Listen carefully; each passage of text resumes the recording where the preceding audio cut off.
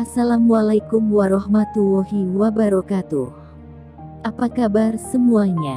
Semoga dalam lindungan Allah Subhanahu wa Ta'ala. Kali ini Mimin akan membagikan kisah masa remaja Nabi Muhammad SAW hingga dijuluki Al-Amin. Kisah ini dikutip dari detikhikmah.com. Disebutkan bahwa Nabi Muhammad SAW tumbuh sebagai anak yang penuh kejujuran dan selalu menjalankan amanah yang diberikan kepadanya. Karakter ini terbentuk selama beliau menjadi anak yang sangat bergantung pada pamannya yang hidup serba terbatas. Nabi Muhammad SAW bahkan mendapatkan gelar dari orang-orang Quraisy sebagai Al-Amin yang berarti orang yang dapat dipercaya. Sampai-sampai, ketika beliau datang kepada mereka, orang-orang akan menyeru dengan keras, "Telah datang Al-Amin." Pasalnya, semasa Rasulullah SAW beliau rajin menggembala kambing bersama anak-anak yang tergolong miskin, sifat sabar, tabah, kasih sayang, serta suka menolong makhluk yang lemah muncul dalam dirinya. Saat usia Nabi Muhammad SAW menginjak 12 tahun, Abu Thalib mengajaknya untuk pergi ke negeri Syams untuk berdagang. Ketika keduanya berada di kota Busra, seorang pendeta Nasrani bernama Buhairah mendatangi rombongan dagang tersebut lalu memperhatikan Nabi Muhammad SAW. Pendeta itu menyadari bahwa anak yang dia lihat bukanlah manusia biasa.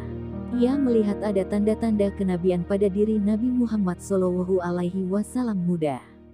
Ia lantas mengatakan kepada Abu Thalib untuk segera membawa keponakannya kembali ke Makkah karena anak itu kelak akan menjadi seorang Rasul. Masa remaja Nabi Muhammad SAW. Kisah masa remaja Nabi Muhammad SAW dimulai ketika beliau sudah bisa mencari biaya hidup sendiri. Beliau bekerja sebagai penggembala kambing milik beberapa orang Quraisy dan mendapatkan upah dari pekerjaan tersebut. Pada masa remaja Nabi Muhammad SAW, beliau juga pernah ikut berperang bersama pamannya, Abu Thalib dalam perang Fijar di Nahlan antara Makkah dan Madinah. Perang Fijar adalah perang yang terjadi antara Bani Kinanah dan kaum Quraisy. Setelah terjadi perang Fijar, tata hukum di kota Makkah menjadi berantakan dan tidak benar. Hal ini disebabkan karena Abdul Muthalib wafat sehingga terjadilah kesewenang-wenangan di Makkah. Akhirnya, masyarakat Makkah membuat sebuah persumpahan yang dinamai dengan Hilful Fudul yang bertujuan untuk melindungi setiap orang, baik penduduk kota Makkah maupun orang asing, dan dibentuk pula organisasi untuk itu. Nabi Muhammad SAW terpilih menjadi salah seorang pemimpin dalam organisasi Hilful Fudul ini.